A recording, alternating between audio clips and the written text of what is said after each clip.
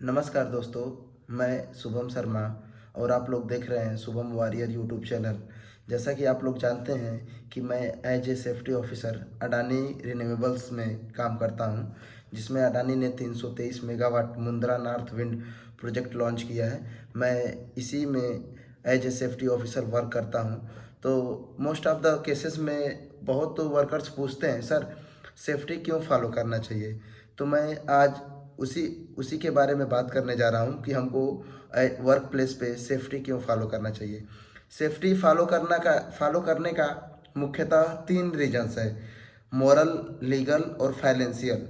Safety हमको follow करने के मुख्यतः 3 रीजंस बताए गए हैं, जिसमें एक मोरल रीजन है, एक लीगल है और एक फाइनेंशियल है। मैं आज उसी को एक्सप्लेन करने जा रहा हूँ कि हमको सेफ्टी क्यों फॉलो करना चाहिए। देखिए, उसका जो मोरल रीजन है उसमें क्या है कि जितने भी वर्कर्स हमारे लोकेशन पे काम करते हैं, उसमें एम्प्लॉयर को एज ए ह्यूमन बीइंग उसकी रिस्पॉन्सिबिलिटी बनती है कि सारे कर्मचारियों को एक सेफ वर्क इन्वायरमेंट प्रोवाइड करे, जिससे कि वर्कर्स को चोट ना लगे।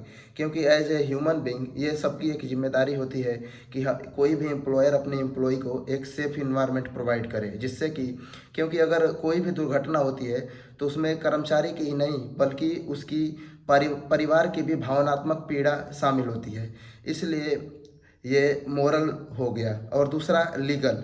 लीगल में क्या है कि कोई भी एम्प्लॉयर अगर ऑथराइजेशन ले रहा है गवर्नमेंट से, तो as as per BOCW act किसी भी एम्प्लॉयर को एम्प्लॉय की सारी रिक्वायरमेंट्स फुलफिल करनी पड़ती है, जैसे कि जिसमें उसका हेल्थ हो गया, सेफ्टी हो गया और वेलफेयर हो गया।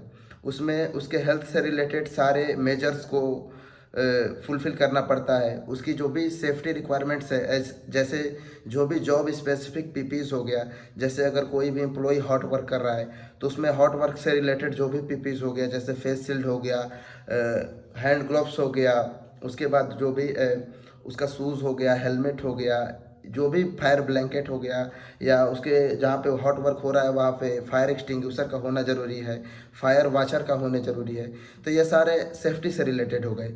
वेलफेयर फैसिलिटीज़ में जो ड्रिंकिंग वर्कर्स के लिए ड्रिंकिंग वाटर है, रेस्ट शेल्टर है या रेस्ट शेड है, या वर्कर्स के लिए टॉयलेट फैसिलिटीज़ हो गई, उनके लिए फूड फैसिलिटीज़ हो गई, ये सारे वेलफेयर फैसिलिटीज़ के अंदर आती है।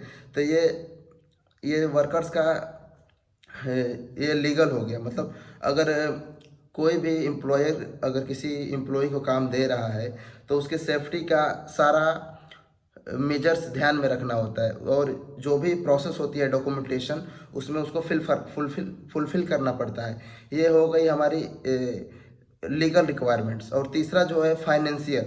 उसमें अगर फाइनेंशियल जो रीजन है सेफ्टी को फॉलो करने का, उसमें क्या है कि अगर किसी भी वर्कर्स को चोट लगती है या किसी भी वर्कर्स के साथ दुर्घटना होती है, तो उसमें कंपनी की फाइनेंशियल लॉस भी होती है। फाइनेंशियल लॉस 2 प्रकार से होती है, एक होता है डायरेक्ट कॉस्ट, एक होता है इनडायरेक्ट कॉस्ट।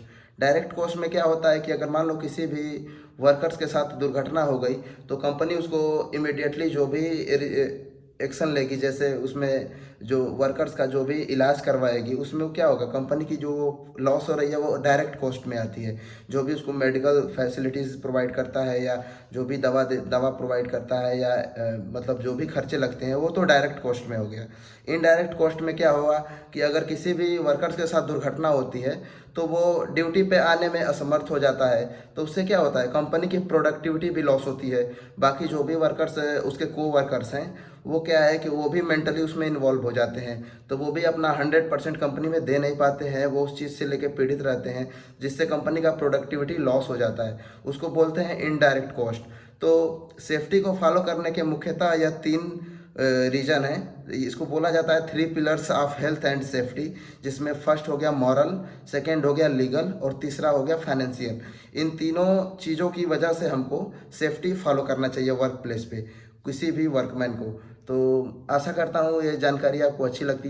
अब मैं ऐसे ही जानकारी भरी वीडियो आपको डेली मैं अपने चैनल पे लाता रहूँगा। तो ऐसी वीडियो देखने के लिए हमारे चैनल को सब्सक्राइब करें। Thank you so much for watching till and this video. Thank you so much.